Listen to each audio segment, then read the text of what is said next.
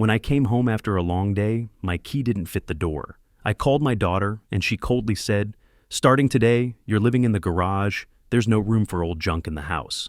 I froze, clutching my heart in shock, and when I woke up in the hospital, I made one phone call, and her betrayal turned into a prison for her. Before we continue, please subscribe to the channel and let us know where you are listening in the comments. The key scraped against brass, but wouldn't go in. I pulled it out, examined the ridges under the porch light. Same key I'd used for 34 years, same worn spot where my thumb always rested. But the lock was different. New. Shiny brass instead of the weathered bronze Martha and I had picked out together. My 2018 Honda Accord ticked as it cooled in the driveway beside a black Dodge Challenger I'd never seen before. The April evening carried a chill that made me pull my jacket tighter, though the coldness spreading through my chest had nothing to do with Portland's spring weather. Cherry blossoms from Mrs. Chen's tree next door drifted across the lawn like snow, landing on the unfamiliar car's hood. I tried the key again. Nothing. The metal scraped uselessly against the new lock's face, a sound that seemed to echo in the quiet suburban street. My engineering mind kicked in. Check the obvious first. I stepped back, looked at the house number, 3847 NE Floral Place. My house. The house where I'd carried Martha across the threshold as a bride, where we'd raised Jessica, where I'd held Martha's hand as cancer took her 6 years ago. The Challenger in my driveway gleamed under the streetlight. Jessica had mentioned money troubles just last month, said she and Brian couldn't afford to fix their car. So, whose vehicle was this? My hands trembled slightly as I pulled out my phone, not from the cold, 5 rings before she answered. Yes? Jessica's voice was ice. Not, "Hi, Dad," or even just, "Hello." Just that single sharp word. "Jessica, honey, my key isn't working. Did you change the locks? I just got back from my doctor's appointment and you don't live here anymore." The words came out rehearsed, like she'd practiced them in a mirror. My knees went weak. I gripped the porch railing, the wood rough under my palm. "What? Jessica, what are you talking about? I said you don't live here. This is my house now. Brian and I have decided you're no longer welcome." Brian's voice rumbled in the background, something about old man and finally. My chest tightened, a familiar sensation from my last checkup, but sharper now, meaner. "Jessica, I don't understand. This is my house. I paid for it. I've lived here for—" "You're confused again, Dad, like always, old and confused. We talked about this, remember? You agreed to move out, to give us the house." I hadn't. We'd never discussed anything like that. My memory was sharp. Aerospace engineering for 40 years required precision, and I still did the Sunday crossword in pen. "Jessica, don't come back here. We've packed your things. They're in the garage. Someone will bring them to wherever you end up." She paused, and when she spoke again, her voice carried something cruel. "You're lucky we're even giving you your garbage. That's all it is anyway. Garbage, just like you." The line went dead. The phone slipped from my numb fingers, clattering on the wooden porch. The screen cracked against the concrete step. My chest exploded with pain, crushing, spreading down my left arm like fire following a fuse. I tried to breathe, but couldn't get enough air. The porch light above me blurred into halos. Through the living room window, a curtain moved. Jessica's silhouette appeared, then Brian's bulkier form behind her. They stood there, watching me clutch my chest, watching me sink to my knees. They watched, and they didn't come out. "Harold!" Patricia Mills's voice cut through the roaring in my ears. My neighbor's feet pounded across her lawn, her slippers slapping against the grass. She vaulted the low fence between our yards with surprising agility for a woman in her 70s. "Harold, oh God, don't move." I tried to speak, to tell her about my heart, but only managed 911. She already had her phone out. 911, my neighbor's having a heart attack. 3847 Northeast Floral Place. Hurry. The world tilted. Patricia's face floated above me, her silver hair catching the porch light. Behind her, I could still see the window. The curtain had fallen back into place. Sirens wailed in the distance, growing louder. Red and white lights painted the cherry blossoms violent colors. Paramedics surrounded me, their voices professional and urgent. "Sir, can you hear me? What's your name?" "Harold," I managed. "Harold Clarkson." Harold, we're going to take care of you. How long has the chest pain been going on? Few minutes. My daughter, Don't try to talk, Harold. Just focus on breathing. They lifted me onto a gurney. The young paramedic, barely older than Jessica, slipped an oxygen mask over my face. You're going to be okay, Mr. Clarkson. We're taking you to Providence Portland Medical Center. As they wheeled me past the Challenger, I saw Patricia standing on my porch, my former porch, staring at the door that remained closed. Jessica never came out, not even when the ambulance doors slammed shut. The IV needle found a vein. Blood pressure cuff squeezed my arm. Monitors beeped with my heartbeat. Rapid, irregular, failing. The paramedic's face hovered above me, saying something about vitals, but the words scrambled into static. Streetlights streaked past the ambulance windows like falling stars, and I thought about that key in my pocket. 34 years it had opened that door. 34 years. Mr. Clarkson, stay with us. But I was already falling, sinking into something darker than the April night. My last clear thought before the darkness took me. She'd called me garbage, my baby girl, whose hand I'd held on her first day of school, whose tears I'd dried after her first heartbreak, who I'd walked down the aisle just 8 years ago. She'd called me garbage, and then she'd watched me collapse and done nothing. The fluorescent lights of the hospital's emergency entrance blazed above me for a moment. Then everything went black. The night passed in fragments, medication pulling me under, then releasing me just enough to hear monitors beeping, to feel nurses checking my IV, to see shadows moving beyond my eyelids. When morning light finally cut through the hospital blinds, striping the white ceiling tiles in gold, I was truly awake and thinking clearly. My mouth tasted like copper and antiseptic. The hospital gown scratched against my skin, and something pulled at my left arm, an IV line taped down with clear medical tape. I counted the ceiling tiles automatically, an old habit from decades of measuring spaces. 12 across, 8 down. 96 tiles total. My engineer's brain still worked, even if my heart had tried to quit. Room 412, the sign said. Providence Portland Medical Center, cardiology ward. The monitors beside my bed showed steady rhythms now, green lines tracking what my body was doing without my permission. 9:17 a.m., according to the wall clock. The door opened with a soft whoosh. Dr. Richards entered, a black woman about Jessica's age, with kind eyes behind wire-rimmed glasses. The similarity made my chest ache in a way that had nothing to do with my heart condition. Mr. Clarkson, good morning. I'm Dr. Richards. How are you feeling? Like I got hit by a truck, I managed, my voice rough, but breathing. She smiled slightly, checking her tablet. You had what we call acute coronary syndrome. Not quite a full heart attack, but close enough to scare us all. Your neighbor's quick action saved your life. Patricia, not Jessica. How bad? You're lucky. No permanent damage we can detect. But, Mr. Clarkson, the paramedics said you were extremely distressed when they arrived.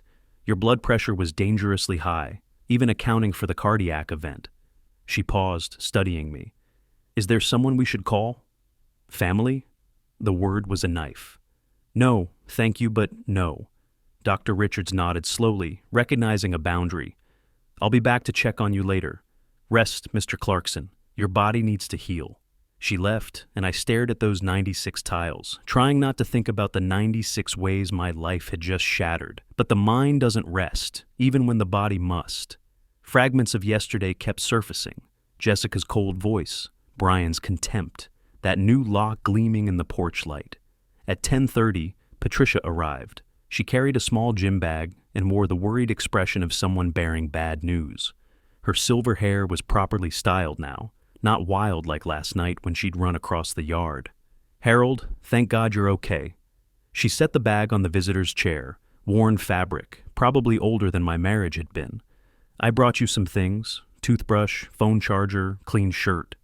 Patricia, what happened after they took me?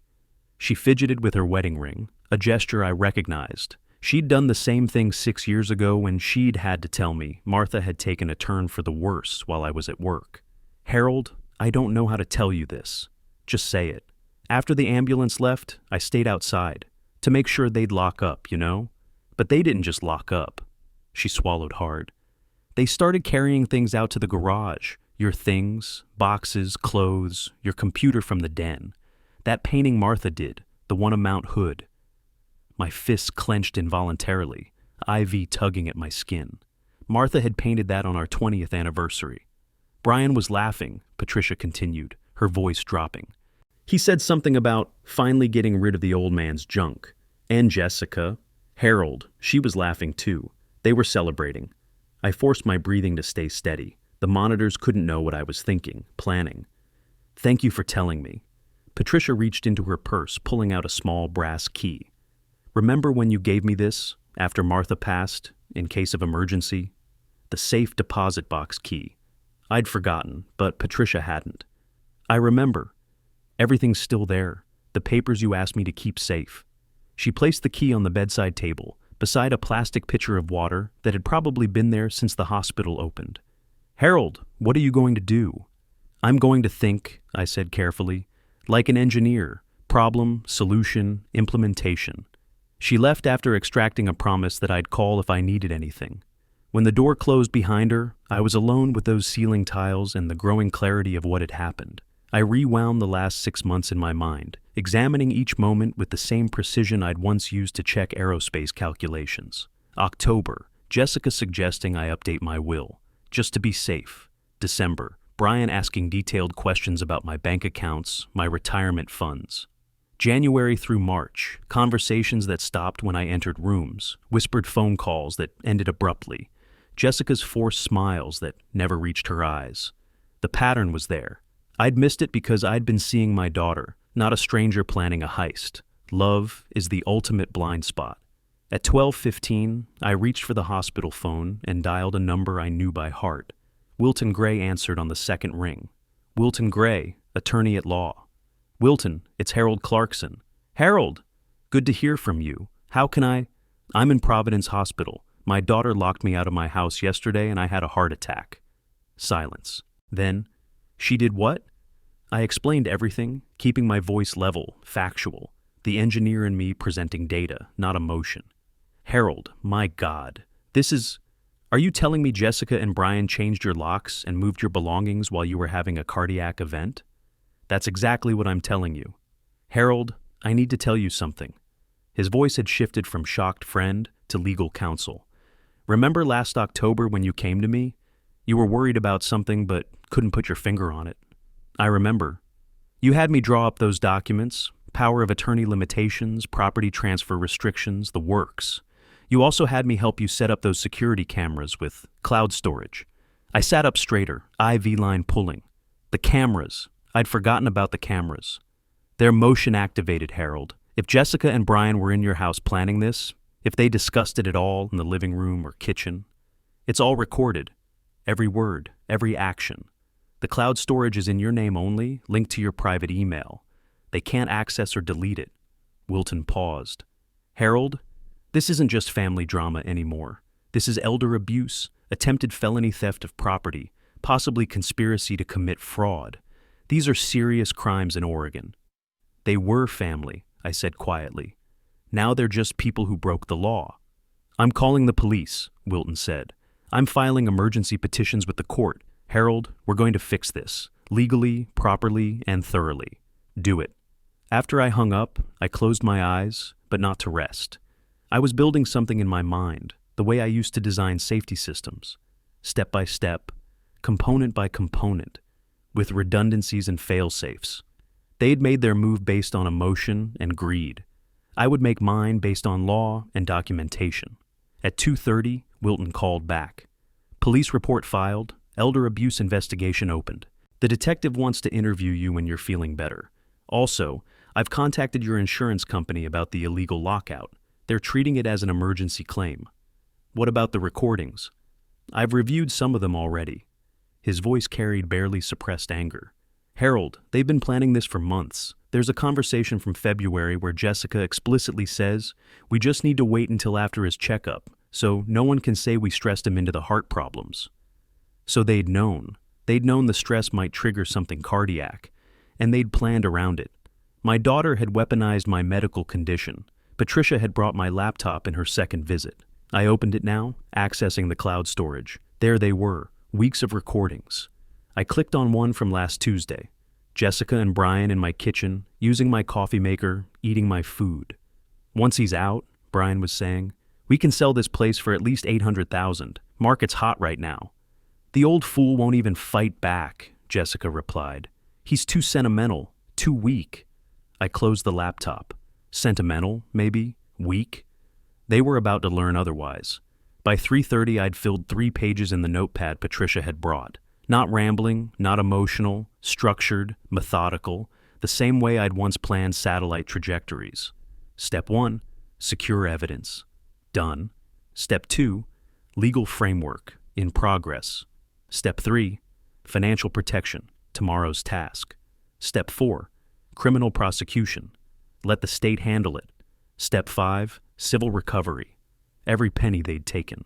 Step 6, permanent consequences. They wanted me erased, I'd make sure they remembered me forever. I looked at the ceiling tiles again. Still 96, still white. But I was different now.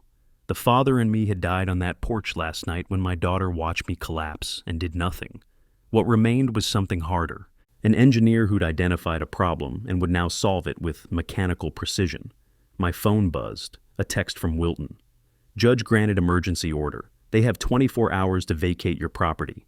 I typed back, just the beginning. Outside my window, Portland's afternoon sun broke through the clouds, sending light streaming across my hospital bed. It felt warm on my face, like Martha's hand used to feel when she'd wake me up for Sunday coffee. She'd always said I was too trusting, too willing to forgive. Not anymore, love, I whispered to the empty room. Not anymore. Wilton called at 9 sharp Thursday morning. The officers leave for your house in an hour, he said through my hospital phone. I'll be there with them. My discharge papers sat signed on the bedside table. Patricia had brought me fresh clothes, a navy polo and khakis that hung looser than before. 3 days of hospital food and stress had carved 10 pounds off me. I dressed slowly, each movement deliberate, saving my strength for what was coming. At 10:03, my phone rang again. Wilton's number. Harold, I'm putting you on speaker. We're at your front door now. His voice carried that lawyer calm that meant storm clouds gathering. Through the phone's tiny speaker, I heard knocking. Then Officer Thompson's professional bark. Portland Police, open the door, please. Footsteps inside my house. Then the door opening. Jessica's voice dripping confidence. Yes, can I help you? Jessica Clarkson, Officer Thompson asked. Jessica Morgan, she corrected, using Brian's last name like armor. What's this about? Ma'am, we have a court order requiring you and Brian Morgan to vacate these premises immediately. Silence. Then Jessica laughed. Actually laughed. That's ridiculous. This is my house. My father gave it to me. Do you have documentation of that transfer? Officer Cheng's voice now, younger but firm, more silence. Brian's heavier footsteps approached. Jess, who the hell are these people? Sir, I'm Officer Thompson, Portland Police. You and your wife need to leave this property. Like hell we will. Brian's aggression cranked up instantly. Get off our porch before you what, sir? Thompson's tone shifted to steel. Threaten a police officer? Wilton's voice cut through. Officers, I'm Harold Clarkson's attorney. I have documentation here showing Mr. Clarkson is the sole owner of this property. Papers rustled. I pictured Wilton's methodical hands presenting each document like evidence in court. This deed from 1991, he continued. These notarized documents from October 2024, specifically prohibiting any transfer without written consent. And this, a pause for effect. Video evidence from Mr. Clarkson's security system, dated April 8th. What security system? Jessica's confidence cracked. Electronic beeping, then Jessica's recorded voice filled the air. $300 and the notary will stamp anything. Dad's too senile to know the difference anyway. Brian's recorded laugh followed. By the time the old fool figures it out, we'll have the deed transferred and the house on the market. The silence stretched like wire about to snap. That's not, Jessica stammered. Ma'am, sir, you're both under arrest for elder abuse, fraud, and conspiracy to commit grand theft. Officer Thompson's handcuffs clicked open, a sound I'd only heard in movies before today. Dad! Jessica's voice cracked into something almost childlike. Dad, tell them this is a mistake. Tell them you said we could have the house. Dad! I gripped the phone tighter but said nothing. She'd called me garbage 3 days ago. Watched me collapse. Did nothing. You have the right to remain silent, Officer Chung recited, as more metallic clicking echoed. Anything you say can and will be used against you. Brian apparently tried to run. Scuffling sounds. Officer Thompson's sharp, "Stop! Get on the ground!" More struggling. Then Brian's voice, muffled. "This is bull! You can't do this!" "Sir, resisting arrest is another charge. Stay down." Through it all, Wilton narrated for me. "They're both in custody now, Harold. Jessica's crying. Brian's face down on your lawn." Detective Fisher's voice joined the mix. "Mr. Gray, we'll need to search the premises, looking for any forged documents, evidence of financial crimes." "Of course, Detective. My client wants full investigation." 4 hours of waiting followed. Wilton called hourly with updates. 1 o'clock, forged deed found in Jessica's laptop bag. 2:15, bank statements showing systematic withdrawals from my accounts. 3:30, emails between Brian and a real estate agent about expediting a complicated sale. 4 o'clock, Detective Fisher's team had photographed everything, cataloged evidence, found check signatures that didn't match mine. "Harold," Wilton said in his 4:30 call, "they stole $127,000 over 2 years. Small amounts at first, then bigger once they got bold. 127,000, more than 2 years of my pension, money Martha and I had saved." At 5, Wilton arrived at the hospital to drive me home. We rode in silence through Portland's Thursday evening traffic. Cherry blossoms still clung to the trees on my street, indifferent to the last 3 days' drama. Police cars and an evidence van crowded my driveway where the black Challenger had sat on Tuesday. Walking through my front door felt like entering someone else's life. Everything was wrong. Furniture moved, pictures rehung or missing, Martha's painting of Mount Hood nowhere to be seen. Evidence tags dotted surfaces like yellow accusations. Detective Fisher stood in my living room, tablet in hand. She was younger than I'd expected, maybe 40, with eyes that had seen too much. "Mr. Clarkson," she said, extending her hand. "I'm sorry about what your daughter did to you." "She's not my daughter anymore," I heard myself say. "Just someone who committed crimes in my house." Fisher nodded slowly. "We found plenty. The forensic accountant will have exact numbers by Monday, but it's extensive. They weren't just stealing. They were systematically draining you." Through the garage doorway, I could see boxes stacked haphazardly, my belongings, packed while I was dying on the porch. 34 years of life stuffed into cardboard like garbage. "We'll need you to identify what's yours, what's missing," Fisher continued. "When you're ready." "Tomorrow," I said. "I'll do it tomorrow." The police left at 6:40. Wilton stayed until 7, making sure I had food, my medications, phone charged. Then he left too, and I stood alone in my violated house. The first box called to me from the garage. Martha's books, probably. It had that weight. I lifted it, feeling my body protest, still weak from the hospital. But I needed to start reclaiming something. My phone buzzed in my pocket. I set the box down carefully and pulled it out. The screen showed Multnomah County Jail. Below that, a number I didn't recognize but somehow knew. My thumb hovered over the green answer button. Jessica was calling from jail. The daughter who'd watched me collapse. The stranger who'd stolen my money. The child I'd raised. Which one was calling now? I pressed the green button. "You have a collect call from an inmate at Multnomah County Jail," the robotic voice announced. "To accept charges, press 1. To refuse..." I pressed 1. "Dad?" Jessica's voice came through, smaller than I'd ever heard it. Then it hardened. "Dad, you need to get us out of here. Call Wilton. Tell him it's a misunderstanding." "There's no misunderstanding," I said, my voice flat as old paint. "How can you do this to us? We're your family." "Family doesn't change locks while someone's having a heart attack." "That's not... We didn't know you were..." She stopped, regrouped. "Brian says you're overreacting. This is all fixable if you just drop the charges." "The state of Oregon is pressing charges, not me. Elder abuse, fraud, theft." "Theft? Dad, you always said everything you had was ours." "After I died, not while I was standing on the porch begging to get into my own home." Her tone shifted to manipulation. "Daddy, please, remember when I was little? Remember tea parties in the backyard? You said you'd always protect me. I did protect you for 28 years. Then you decided I was garbage.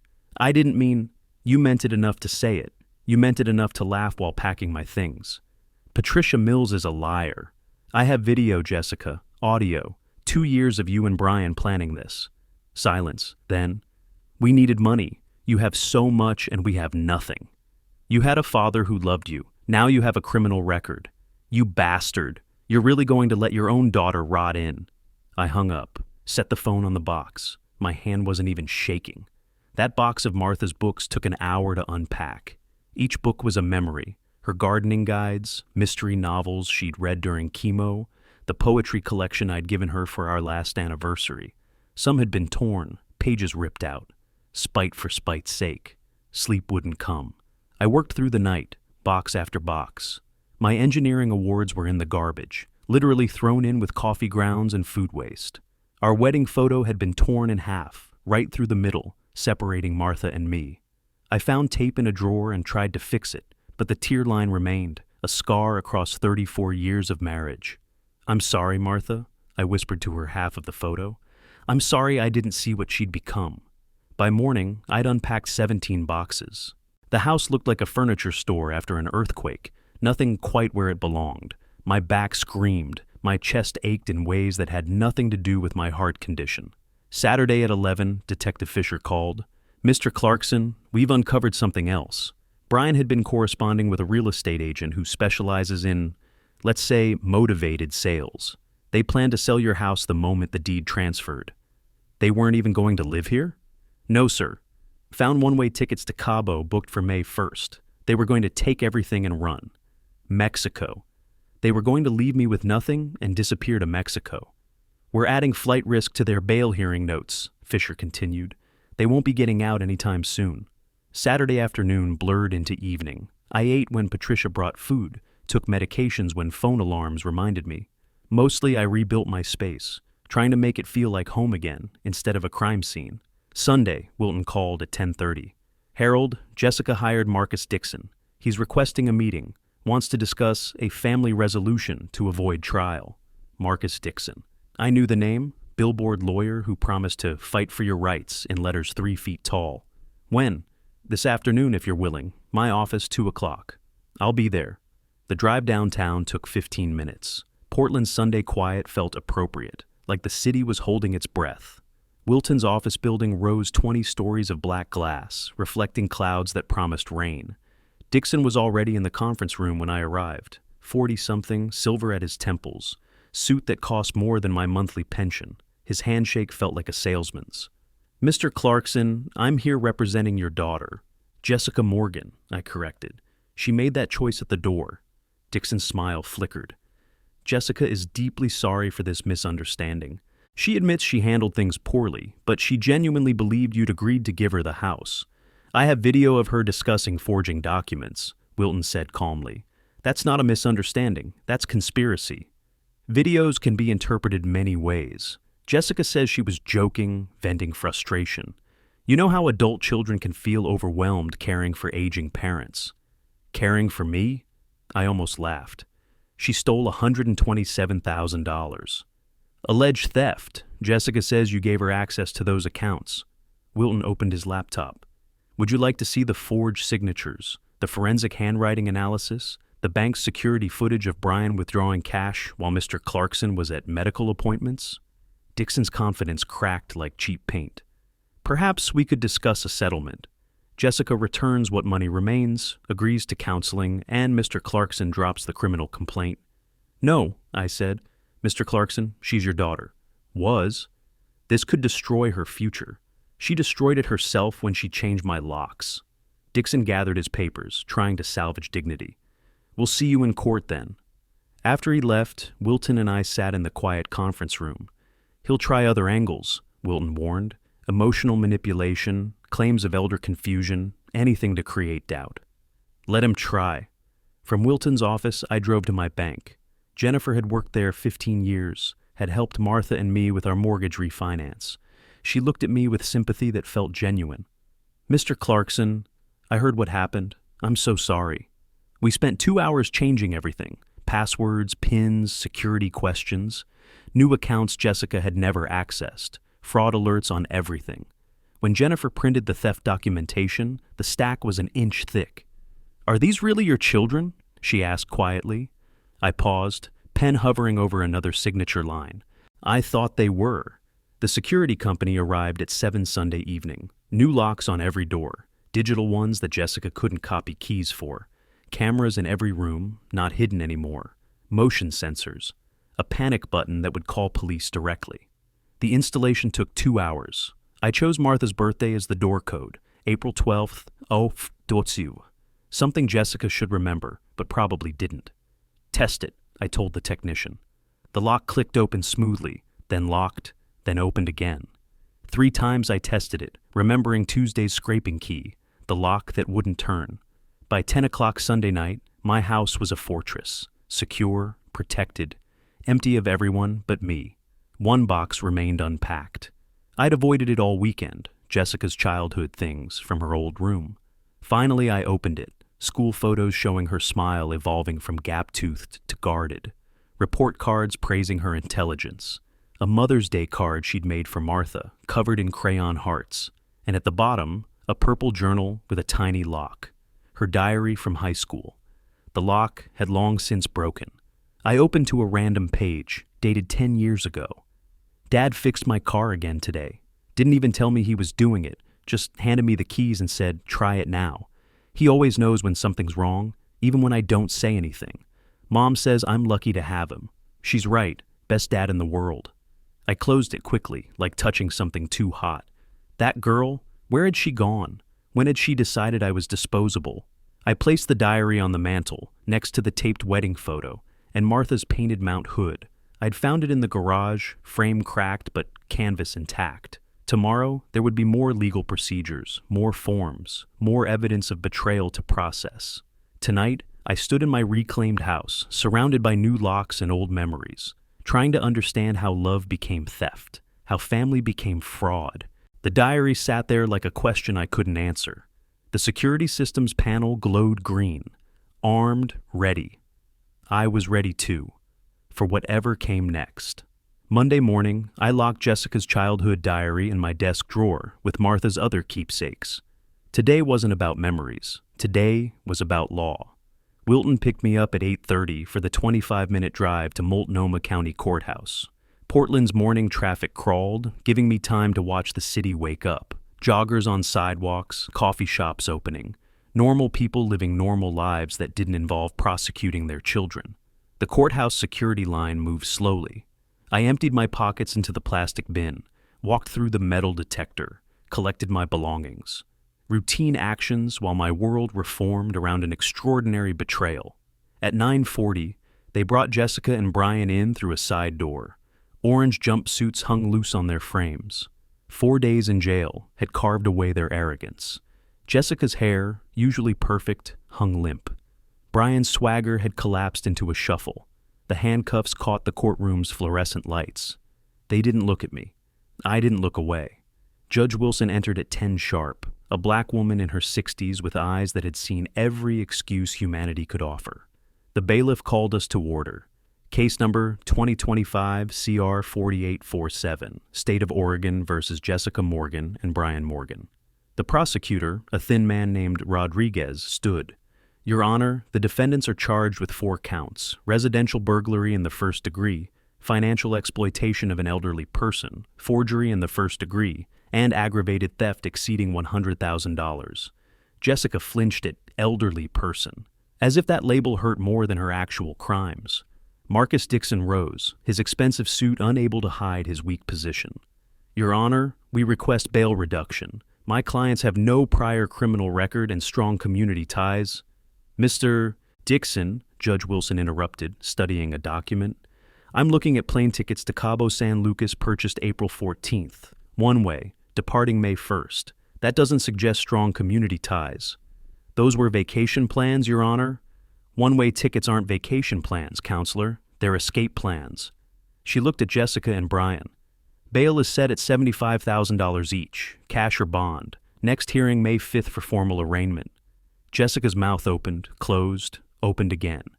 No sound came out. Brian stared at the floor. Dixon tried once more. Your Honor, my clients lack the resources. Then they'll remain in custody. Court is adjourned. The gavel came down like punctuation on their freedom. After lunch, Wilton and I sat in his office reviewing discovery documents. Financial forensics had uncovered the full picture. Jessica and Brian owed $87,000 in credit cards, $43,000 on that black Dodge Challenger, and $12,000 in personal loans. Total debt, $142,000. They stole from you to pay for their lifestyle, Wilton summarized, spreading bank statements across his desk, and they still couldn't keep up. I studied the numbers, my engineer's mind cataloging patterns. They can't make bail. Not without help. Tuesday morning, Wilton called with an update. Brian tried calling his parents for bail money. And, listen to this. He played a recorded jail call.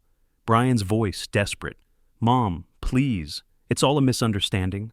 Jessica's dad is being vindictive. His mother's voice cold as winter. The police showed us the evidence, Brian. You stole from an old man, from your wife's father. Mom, don't call again. The line went dead. Even his own family saw the truth. That evening, an envelope arrived from Multnomah County Jail. Jessica's handwriting, once neat, now shaky. I read it once at my kitchen table. Dad, this is all so unfair. You never gave us enough support. We struggled while you sat on hundreds of thousands. Brian says you're doing this for revenge because we finally stood up to you.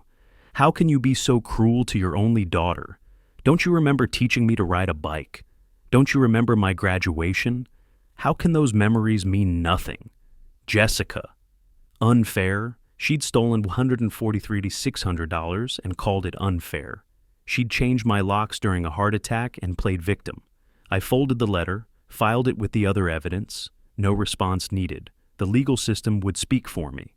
Wednesday morning, I met Margaret Dawson, the forensic accountant, in her downtown office. Spreadsheets covered the conference table like a numerical autopsy of betrayal. Mr. Clarkson, she began, adjusting her reading glasses. The theft began 3 years ago. Small amounts initially, 200 here, 300 there. Classic pattern for family financial abuse. She pointed to highlighted entries. See this progression? They tested boundaries. When you didn't notice, amounts increased. By last year, they were taking thousands monthly. This February alone, $22,000 in a single transfer. Total? $143,600. Not the $127,000 we initially thought. They were clever, spread across multiple accounts, different withdrawal methods. But the signature analysis is damning. They used an old check of yours as a template. I took notes with mechanical precision, each figure another nail in their legal coffin. That afternoon, back in Wilton's office, we discussed civil proceedings. Harold, he said carefully, they can't pay damages. You could win a judgment, but file it anyway. It could take years. Then let it hang over them for years. Every job application, every loan, every background check, they'll see what they did. This isn't about money anymore, Wilton. It's about consequences. He nodded slowly. I'll prepare the paperwork. Wednesday evening, 9:30, Wilton called again. Harold, there was an incident at the jail. What kind of incident? Another inmate confronted Jessica about her case. Apparently, the newspaper article made rounds inside. Jessica threw the first punch. She hit someone? Tried to. Now she's in isolation for 72 hours. It'll be in her file for sentencing. I felt nothing. No satisfaction, no sorrow. Just exhaustion. At 9:47, my phone chimed. Email notification from the Portland Tribune. Interview request. Your daughter's version of events published. The preview text continued. Mr. Clarkson, we've published Jessica Morgan's account of your family situation. We'd like to offer you the opportunity to respond. I stared at the screen. Jessica had taken our private catastrophe public, thinking public opinion would save her. She didn't know about the evidence I had, the recordings, the receipts, the truth. My finger hovered over the email. Tomorrow, I'd open it. Tonight, I needed sleep. The battle had moved to a new arena, and I needed to be ready. She'd chosen this battlefield. I'd end the war on it. Thursday morning, over black coffee and toast, I opened the Tribune email. The link led to their website. Daughter accuses father of cruelty, a family tragedy, or revenge. Jessica's version sprawled across my laptop screen. According to her, I was a cold, controlling father who'd promised them the house but reneged out of spite. She claimed I'd been mentally declining, forgetting conversations, making false accusations. She actually used the phrase elder confusion to explain away her theft. My father changed after Mom died, she was quoted saying. He became paranoid, aggressive. We were trying to help him, and he turned on us. My jaw tightened, but my mind stayed strategic. She'd fired the first public shot. Time to return fire with truth. Patricia arrived at 10 to help with the inventory we'd been postponing. Room by room, we cataloged what remained and what was missing. In the bedroom, I opened Martha's jewelry box, empty. Her anniversary watch, I said quietly. The gold one with diamonds I gave her for our 25th. It's gone. Patricia made a note on her clipboard. How much was it worth? $8,500. But the value... I touched the empty velvet where it used to rest. She wore it to every special occasion for the last 9 years of her life.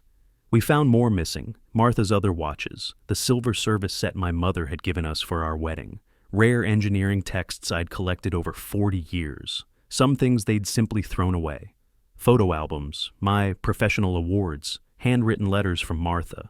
Friday morning, while clearing garage boxes, I found crumpled receipts in the trash, 3 pawn shop receipts, dated 2 weeks ago. Gold and silver exchange on McLaughlin Boulevard, Fast Cash Pawn on 82nd, Bridge City Buyers in St. John's. The first shop was 15 minutes away. The owner, an older Asian man, recognized Martha's watch immediately when I described it. Yes, I remember, he said, pulling out a binder. Young woman said she needed money for her father's medical treatment. I felt bad for her. Paid $2,200 for that watch. It was worth $8,000. His face fell. I still have it. You want to buy back? How much? $3,000. I didn't argue. Paid cash. Held Martha's watch in the parking lot, remembering her wearing it to Jessica's wedding. Jessica who'd pawned it for drug money. No, for debt payments on a car she couldn't afford. The second shop had already sold the silver service to a collector. Gone forever. The third had some of my engineering books, another $4,200 to recover what was mine. Total spent buying back my own belongings, $6,100. Total value of what I'd recovered, maybe a third of what was stolen and pawned. Saturday morning, checking mail, Mr. Johnson from 3 houses down approached me. Harold, he started, uncomfortable. I read the article about you and Jessica. Did you? She says you threw her out, made her homeless. That true? She stole $143,000 from me, Mr. Johnson. Changed my locks while I was having a heart attack. His face went white. What? There's another article coming, with evidence. You'll see the truth then. He backed away, mumbling apologies. But I felt the neighborhood's eyes on me now. Jessica had made me the villain in public. Time to correct the record. I called Wilton. I'm doing the Tribune interview. Harold, I advise against... She made this public. I'll finish it public, with documentation. Saturday afternoon, I prepared my evidence. Bank statements showing theft. Video stills of Jessica and Brian planning. Pawn shop receipts for Martha's belongings. The Mexico tickets. Everything organized in a folder, each document labeled. The journalist, Amy Chen, arrived Sunday at 6. Young, professional, recording equipment, subtle but present. We sat in my living room, the same room where Jessica had planned her theft. Mr. Clarkson, she began, your daughter paints a very different picture of events. I have documents that show the truth. I opened my folder. Bank statements, $143,000 stolen over 3 years. She studied them carefully, taking photos. Security video from April 8th. I showed her stills on my laptop. That's Jessica and Brian discussing forging my signature to steal my house. Her eyes widened. Pawn shop receipts. They sold my dead wife's jewelry to pay their debts. And here, I produced the Mexico tickets. One-way flights booked the day before they locked me out. They weren't taking care of me. They were robbing me and planning to run. These are serious allegations. These are facts. Every document is authenticated. The police have copies. The prosecutor has copies. Your readers deserve the truth, not Jessica's fiction. She reviewed everything for an hour, asking pointed questions, verifying details. Finally, why speak publicly now? Because lies grow in darkness, Jessica chose to make this public, thinking sympathy would save her. But truth doesn't need sympathy. It stands on its own. After she left, Wilton called. "You sure that was wise?" "She brought receipts and recordings, Wilton. Let Jessica's story compete with evidence." The article went live at 11 that night. Father responds with evidence. Documents show systematic theft, planned flight. Within an hour, the comments section exploded. One stood out. "If even half this evidence is real, that daughter belongs in prison. Stealing from your own father, pawning your dead mother's jewelry, disgusting." The tide was turning. At 11:43, my phone rang. Unknown number. "Mr. Clarkson?" The voice was crisp, official. "This is Agent Robert Thomas from the IRS Criminal Investigation Division." I sat down slowly. "Sir, we've been following your case in the media. The theft amount your daughter took, has she been reporting this as income? Because if not, we need to discuss tax fraud charges." My hand tightened on the phone. The federal government was entering the fight. "Agent Thomas, I have extensive documentation. We'll need to see everything. Can you come to our office Monday morning? This is about to become much bigger than a state case." Jessica wanted a war. Now she had the IRS joining the battle. "I'll be there," I said. Agent Thomas's words from last night still rang in my ears as Monday morning arrived. Tax implications, federal charges. The scope of Jessica's betrayal kept expanding like ripples in dark water. At 7:30, I called Wilton. The IRS agent mentioned additional charges based on unreported income. "I heard from the prosecutor this morning," Wilton replied. "They're adding theft by conversion for the pawned items.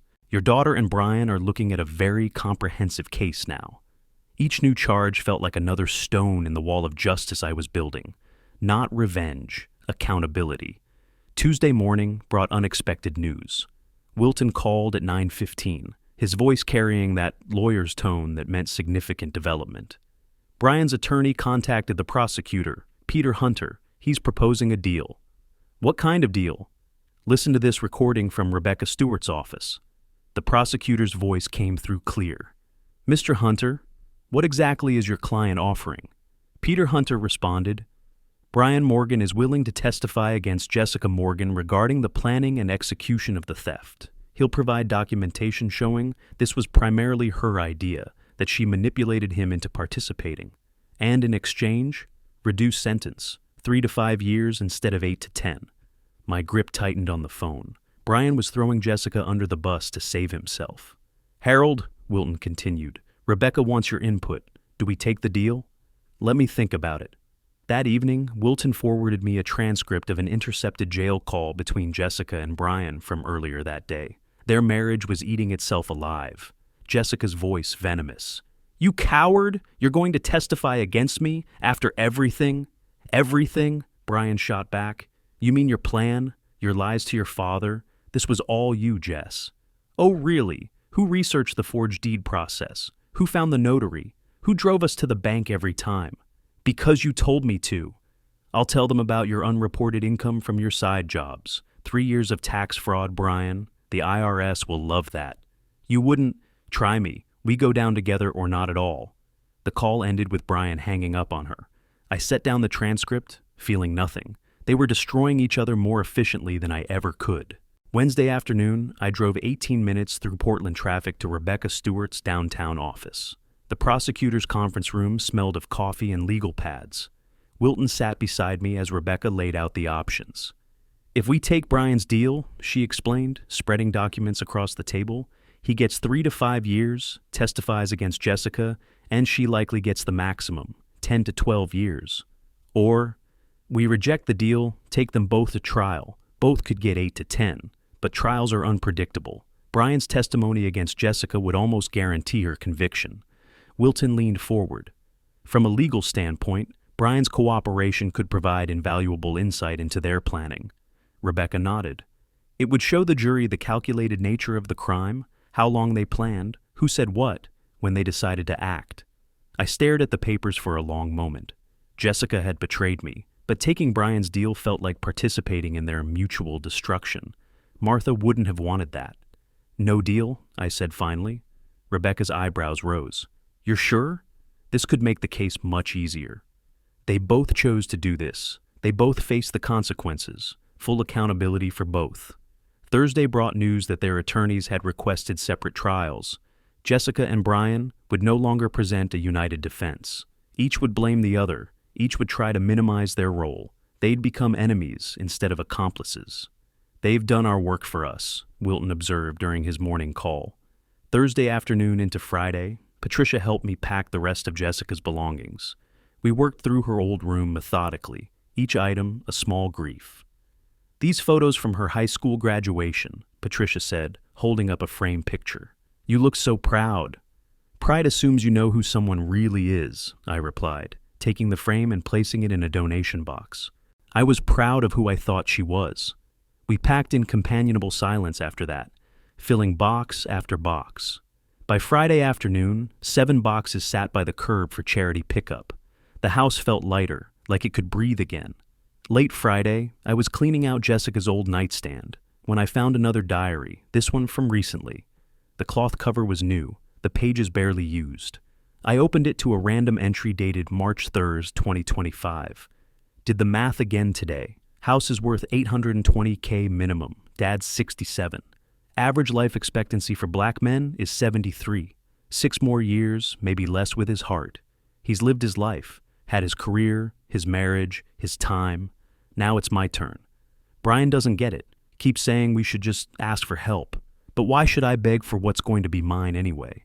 Why should I wait for him to die naturally when we need the money now?" My hand stayed steady as I closed the diary.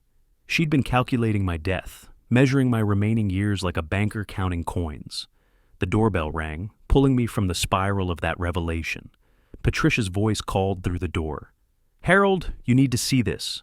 I walked to the front window, still clutching Jessica's diary. A white news van with Channel 8's logo sat in my driveway. A woman in a press suit was walking up my path, cameraman following behind. They wanted my pain on the evening news. The reporter's smile was practiced, professional, predatory. I opened the door just wide enough to show my face. "Mr. Clarkson, I'm Sarah Chen from Channel 8 News. We'd like to get your perspective on your daughter's case." No comment. "Sir, your daughter has made serious allegations about elder abuse. The evidence will speak in court. Good evening." I closed the door firmly but without slamming it. No need to give them footage of an angry father. Patricia stood in my hallway, nodding approval. "Smart choice," she said. "Let the facts tell the story." Saturday evening found me alone with Jessica's diary, reading entry after entry. 2 years of calculated deception laid out in her own handwriting. She'd been planning this since Martha's death anniversary. Every family dinner, every phone call, every "I love you, Dad" had been a lie. Sunday I organized all the evidence chronologically. Bank statements in one pile, forged documents in another, video stills in a third. By evening, I had a timeline that would make any prosecutor weep with joy, or any father weep with sorrow. Monday morning, Detective Fisher called Wilton while I was on speaker. "We've discovered something significant," Fisher said. "The IRS has opened an investigation. The $143,600 your daughter stole, never reported on taxes. That's federal tax evasion on top of the state charges." "How much additional time could that mean?" Wilton asked. 3 to 5 years federal, possibly consecutive to state time. We're talking about potential total sentence of 15 years. 15 years? Jessica would be 43 when she got out. Her life effectively over.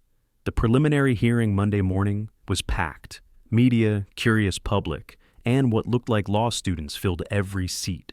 Jessica and Brian entered from different doors, sat at different defendant tables, refused to look at each other. They'd lost weight, their court clothes hanging loose. Jail ages people quickly. Judge Wilson reviewed the evidence methodically. The prosecutor played portions of the surveillance video. Patricia testified about what she witnessed the night of my heart attack. The handwriting expert confirmed the forgeries. Then the prosecutor submitted Jessica's diary as evidence. Judge Wilson read several entries, her expression darkening with each page. When she reached the March 3rd entry about calculating my death, she looked up at Jessica with undisguised disgust. "I've seen many cases of elder abuse," the judge said, her voice carrying through the silent courtroom. "But rarely have I seen such calculated cruelty from a child toward a parent. The evidence is overwhelming. Trial is set for June 15th, 9 a.m. Both defendants will remain in custody. Bail is revoked given the new evidence of premeditation.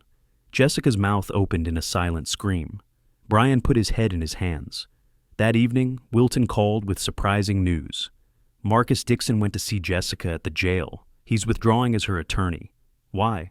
He read the diary. Listen to this. I got the recording from jail surveillance. Through the glass partition, Marcus's voice was cold. I've reviewed all the evidence, Jessica, including your diary. So, it's private thoughts. You calculated your father's death timeline. You wrote about waiting for him to die. You called it your turn. I can't defend that. You have to! I'm paying you! With what money? Your father's stolen funds? I'm filing a motion to withdraw. You'll be assigned a public defender. You can't do this. I'm an attorney, not an accomplice to patricide planning. Goodbye, Jessica. The recording ended with Jessica pounding on the glass, screaming at his retreating back. Tuesday brought news that Emily Castro, an overwhelmed public defender with 40 other cases, had been assigned to Jessica. Brian's parents hired him a cheap attorney fresh out of law school. Both were now poorly represented, their own choices having driven away competent counsel.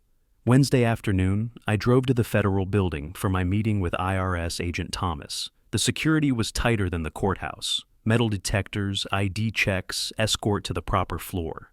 Agent Thomas's office was sterile, all gray furniture and tax code books. He pulled out a calculator and began breaking down the numbers. The $143,600 in stolen funds represents taxable income they failed to report.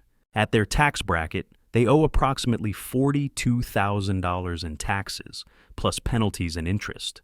We're looking at $65,000 total owed to the federal government. Prison time? 3 to 5 years federal, possibly consecutive to state sentence. Your daughter could serve up to 15 years total. I need time to think about this. Of course, but don't wait too long. Statute of limitations considerations. Driving home, I thought about Martha. What would she want? Our daughter had stolen from us, planned for my death, destroyed our family. But 15 years in prison? That evening, I sat with Martha's photo in our living room, my living room now. She waited for me to die, Martha, I said to the photograph. Calculated how many years I had left. What kind of person does that to their father? Martha's eyes in the photo seemed sad but resolute. She'd always believed in consequences matching actions. I picked up Jessica's diary again, reading that March 3rd entry. He's lived his life. Now it's my turn. Thursday morning at 8:47, I picked up the phone and dialed Wilton's direct line. 2 rings. Harold, good morning. Have you made a decision about the IRS complaint? I looked at Martha's photograph one more time, then at Jessica's diary still open on my desk, the words, "Now it's my turn," visible in her handwriting. Yes, I said. I have. File the IRS complaint, I told Wilton, completing the call from part 8. His sigh carried understanding, not judgment. I'll have the papers filed by end of day. It's not revenge, I said, more to myself than him. It's accountability. I know, Harold, I know. The next 2 weeks, May 8th through 20th, I dedicated to rebuilding, not just my house, but myself. In my workshop, I started assembling a Boeing 747 model I'd bought years ago, but never opened. My hands, which had shaken holding Jessica's diary, now steadied as I glued tiny pieces together. Each component fitted precisely, following instructions, creating something beautiful from chaos. Old colleagues from Boeing called after seeing the news articles. Jim Patterson invited me to lunch at our old spot near the Museum of Flight. We talked about engineering, retirement, grandchildren he had, anything but my situation until coffee arrived. Harold, Jim said quietly, what you're going through, we're here if you need us. I'm managing, I replied, day by day. Walking my neighborhood became ritual, first just to the corner, then around the block. By the second week, I was doing the full 3-mile loop Martha and I used to walk together. Neighbors who'd initially avoided eye contact now nodded, some even stopping to talk. The story had shifted from scandal to sympathy. May 15th, a Wednesday evening, I attended my first support group meeting. Patricia had found it. Adult children who steal, they called themselves. The Presbyterian church basement smelled of old coffee and fresh pain. 10 people sat in the circle of metal folding chairs. Mr. Wilbur went first, his voice cracking. My daughter took $80,000 from my retirement, said it was for her son's cancer treatment. There was no cancer. Mrs. Eleanor followed. My son convinced me to sign over my house for tax purposes. I'm living with my sister now. When my turn came, the words felt strange. My daughter stole $143,000 and tried to steal my house. She's facing federal charges now. Silence. Then Mrs. Eleanor reached over, patted my hand. That took courage, saying it out loud. Not courage, I corrected. Survival. May 22nd, the IRS letter arrived. Official, cold, precise. Federal tax fraud charges filed. $42,000 owed plus penalties. 3 to 5 years federal prison, potentially consecutive to state time. I read it 3 times, feeling nothing. Just another document in the stack. The machinery of justice grinding forward. 3 days later, May 25th, another jail envelope arrived. Jessica's handwriting, but different. Less confident, more careful. I stared at it for an hour before opening. Dad, I know you won't believe me, but I'm sorry. Not sorry I got caught. Sorry for what I did. I've had weeks to think. No Brian filling my head with his schemes. No bills drowning me. Just time. I remember Mom's funeral. You held my hand the entire service. You've held my hand my whole life, and I repaid you by pushing you off a cliff. I was so angry. At you for having stability. At Mom for dying. At myself for failing. I turned that anger into something monstrous. The diary entries you read, I meant them when I wrote them, and that horrifies me now. I calculated your death like a math problem. What kind of daughter does that? I don't expect forgiveness. I don't deserve it. I just needed you to know. I see what I became. I see what I did. I'm sorry. Jessica. My eyes blurred. I set the letter down, walked to the window, came back, read it again. 4 times. This wasn't manipulation. I knew Jessica's manipulations, had cataloged them. This was genuine, or as genuine as someone in her position could be. May 27th, I wrote back, Jessica, I received your letter. I've read it multiple times. I appreciate your acknowledgement of what happened. I can't offer forgiveness yet. The wounds are too fresh, the betrayal too deep. But I'm not closing the door forever. You have years ahead to prove these aren't just words. Use them. Show me through actions, not promises. I'll visit in 1 year. We'll see who you've become by then. Your mother would want me to leave that door cracked open. Consider it cracked. Dad. I walked to the mailbox myself, placed the letter inside, raised the flag. The spring air smelled like cherry blossoms and possibility. June 1st through 10th blurred together in preparation. Wilton's office became my second home. Rebecca Stewart, the prosecutor, joined us for most sessions. They'll ask about the support you gave them, she said, spreading financial records across the conference table. We need exact numbers. 5 years of free housing, I calculated aloud.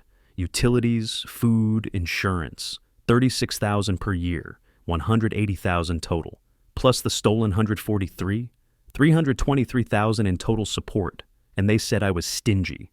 We rehearsed my testimony, practiced cross-examination responses. They'll ask about the cameras, Rebecca warned. Make sure you explain they were for security, not surveillance. There's a difference? To a jury, absolutely. June 12th, Wilton called. Brian took a plea deal, 7 years state, 3 federal, concurrent. He'll serve about 7 total with good behavior. Smart of him, I said. Jessica?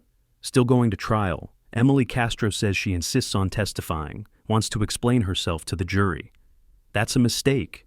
Yes, it is. June 14th, the night before trial, sleep wouldn't come. I stood at my bedroom window, watching stars scatter across Portland's sky, talking to Martha's photograph on the nightstand. Tomorrow I'll see her, Martha. First time in 2 months. She says she's sorry. Her letter sounded real, but how can I know? How can I trust anything from her anymore? The stars offered no answers, just their ancient light. I did what you would want, didn't I? Justice but with mercy left available? Martha smiled from the photograph, frozen in better times. I closed my eyes, knowing tomorrow would bring either an ending or a beginning. Maybe both. Monday morning arrived despite my sleeplessness. I dressed in my navy suit, the one Martha always said made me look distinguished. Today required formality. Today required strength. Wilton picked me up at 8:15. We drove the 22 minutes to courthouse in silence, both knowing words were unnecessary now. The parking garage, the security line, the elevator to the fourth floor, all mechanical movements toward an inevitable confrontation. The courtroom doors opened to reveal Jessica at the defendant's table. 2 months had aged her 5 years. Orange jumpsuit hanging loose, hair pulled back severely, face drawn. Our eyes met for 1 second. She looked away first. I took my seat behind the prosecutor's table as potential jurors filed in.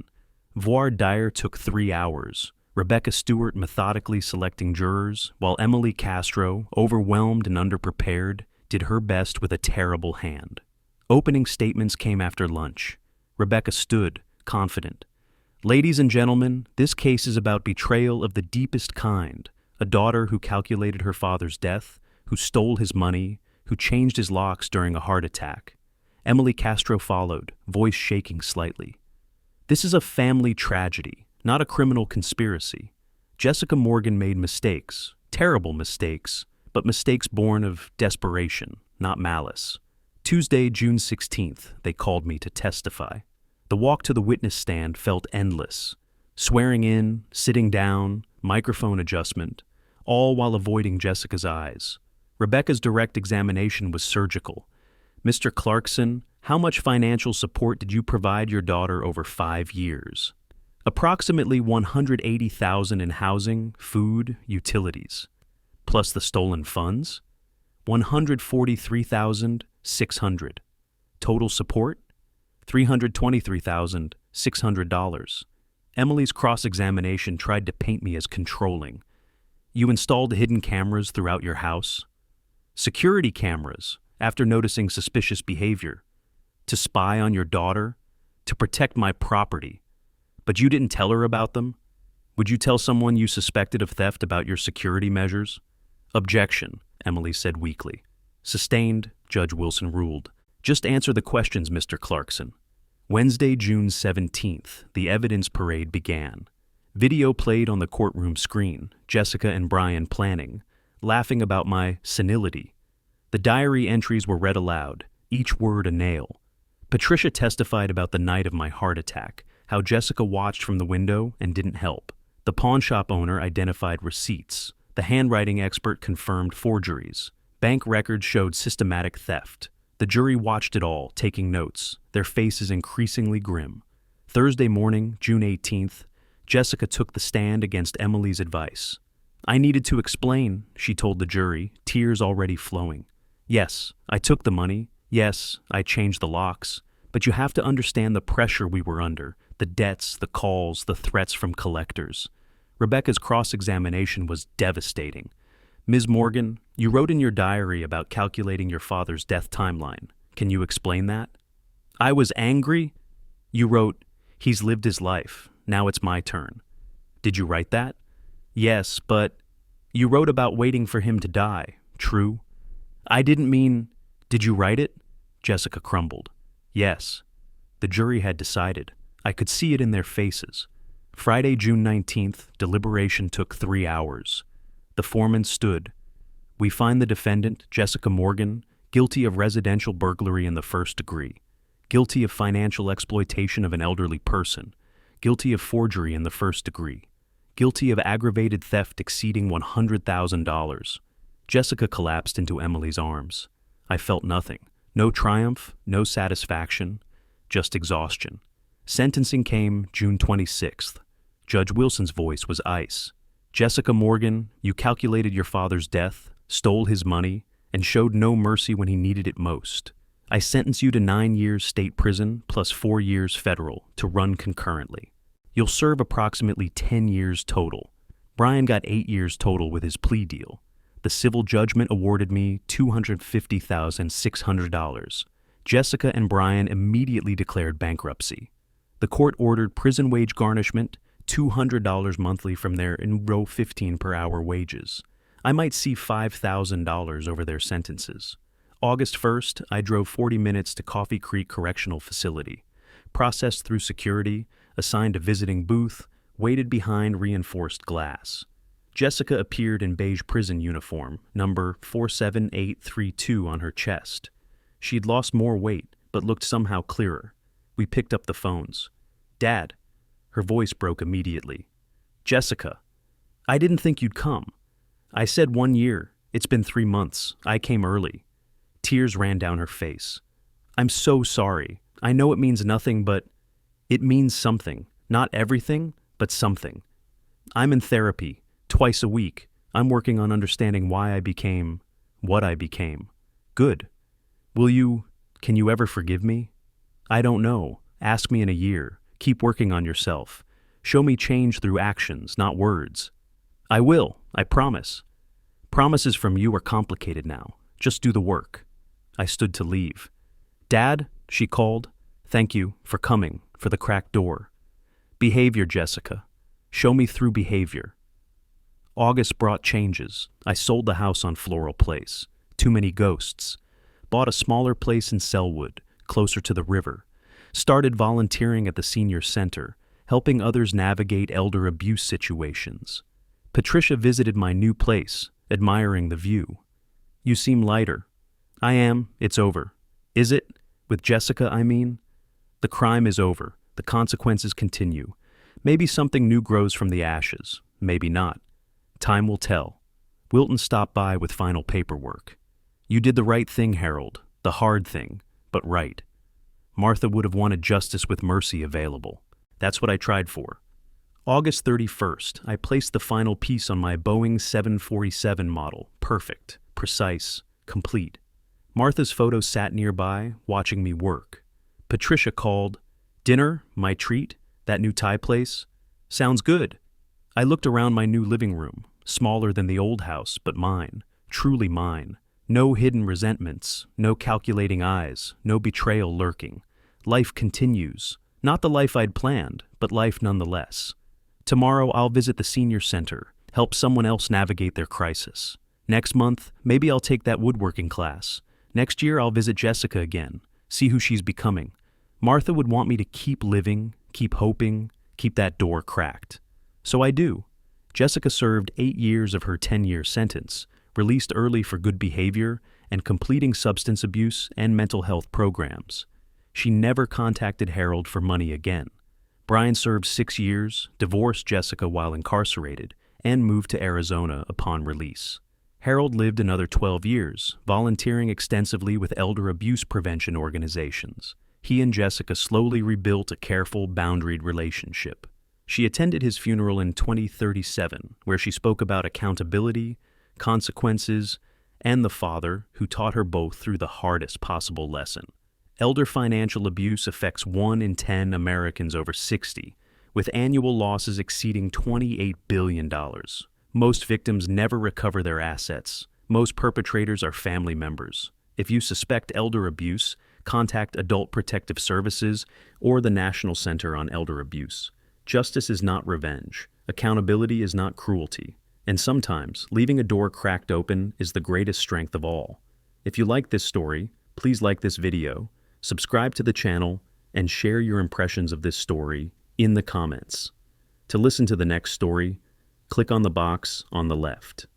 Thank you for watching.